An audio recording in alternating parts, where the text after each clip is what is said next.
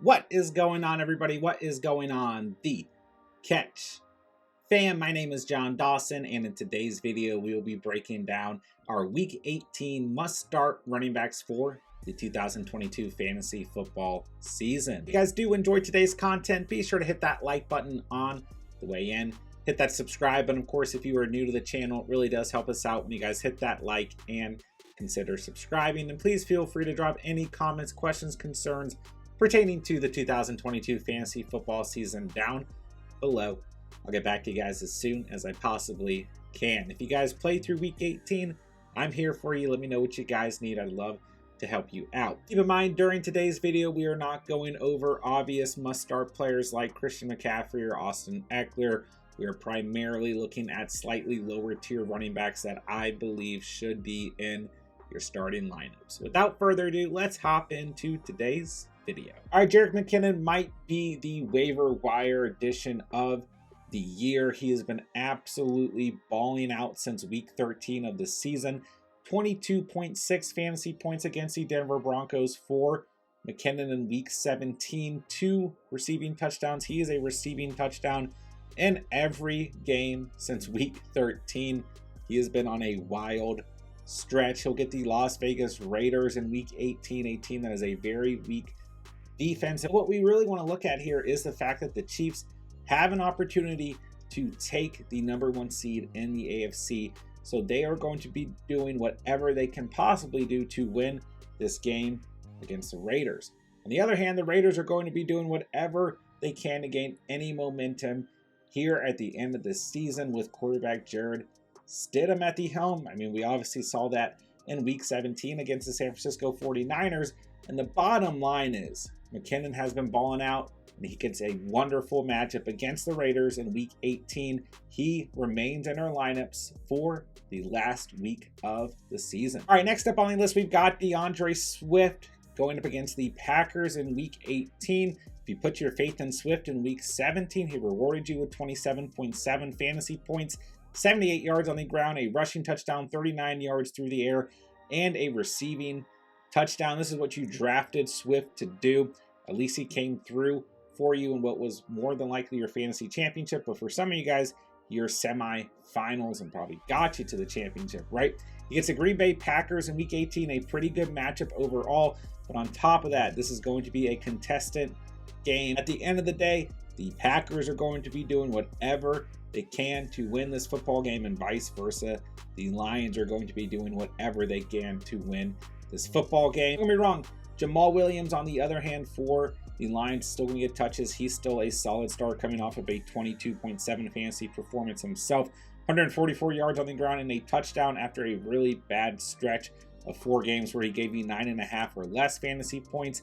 Nonetheless, although it's been a little bit frustrating for fantasy managers who own Swift or Williams, I think in this last game of the season where everything is on the line for both the Lions and the Packers, and the fact that the Packers haven't been too solid against opposing running backs on the season, Swift should be in our lineups going into week 18. All right, next up on the list, I've got Najee Harris. I really encouraged you guys to keep Najee Harris in your starting lineups last week and over the last couple of weeks. He's given you 10 or more fantasy points every game since week 11 of the season, and the Steelers have a shot to make the playoffs. They're going to need a little bit of help, but they're going to be doing whatever they possibly can to win this home game against the Cleveland Browns, a unit that ranks bottom 5 against opposing running backs in fantasy on the season. They played a little bit better in week 17 against the run, but ultimately have really struggled. I was surprised that they played well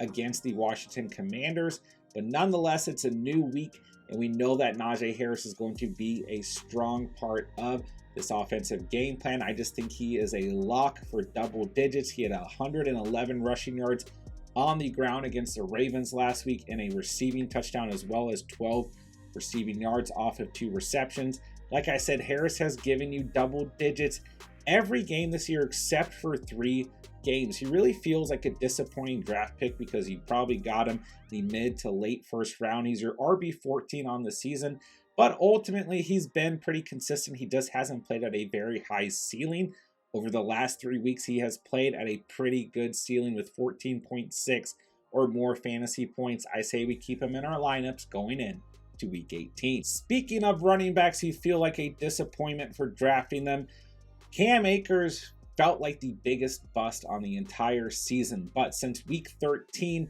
he's had 9.3 or more fantasy points in every game. He's had 13 or more fantasy points in every game except for week 14 against the Raiders. I encourage you guys to keep him in your lineups going into week 17. He gave you 14.3 fantasy points, 123 yards on the ground, and a reception for 10 receiving yards. Just imagine if he had a touchdown in this game. It was a really solid outing. He gets a really nice matchup against the Seattle Seahawks, a division rival. And even though we know there's nothing at stake for the Rams in this game, there is, a little bit of competitiveness when we see teams having the opportunity to keep a division rival out of the playoffs, and the Seahawks have to win this game to make the playoffs. I definitely think that Sean McVay is going to bring his unit out there, led by Baker Mayfield and Cam Akers and Jalen Ramsey and Bobby Wagner, and do whatever they can to get as much momentum here in the final game of the season, as well as do whatever they can to kick the Seahawks out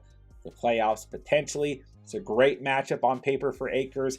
He has been phenomenal the last couple weeks in fantasy football. He is a must start for me going into week 18. All right, last but not least, I've got a flex play for you guys. I've got a waiver wire potential pickup for you guys. Zach Moss, rostered in 18% of leagues according to the Sleeper app at the time I'm recording this. No more than 8.1 fantasy points in his last 3 games since Jonathan Taylor went out in week 15 with that injury against the Vikings. But nonetheless, he gets the Houston Texans here in week 18. They are the worst team in the entire league against opposing running backs from a fantasy perspective. I just think if you're desperate at running back, if you're struggling at the position, maybe as the week goes on, if you have a stud guy who decides to sit, or the coaches decide to sit him in this final game of the season, which I don't think we're going to see too much of. There's a lot at stake with the playoff picture right now, but if that happens, I really think Zach Moss against the Houston Texans, a meaningless game for both sides. This could be a game with very little defense. Both of these coaches, who may or may not be with their respective teams next year, trying to figure out what they have in their offenses and defenses. And I definitely think at the end of the day, with Zach Moss getting this beautiful matchup, he's just a player you guys need to consider. If you play through week 18, you might as well go pick him up. He should be a top waiver wire priority add just due to the matchup against the Houston Texans. They have been abysmal against opposing running backs. So if Zach Moss is out there, I'm not necessarily saying you need to start him over guys that have got it done for you all season long, but if you're dealing with an injured running back, or if you're dealing with a player that potentially sits, I think Zach Moss is a really nice fill-in moving it to week 18. And that'll do it for today's video. If you guys did enjoy the content today, be sure to hit that like button on the way out. Hit that subscribe button, of course, if you are new to the channel. It really does help us out when you guys hit that like and consider subscribing. And please feel free to drop any comments, questions, concerns pertaining to the 2022 fantasy football season down below. I'll get back to you as soon as I possibly can. With that, I'll say thank you guys so much for watching and or listening. And remember, you saw it here on The Catch.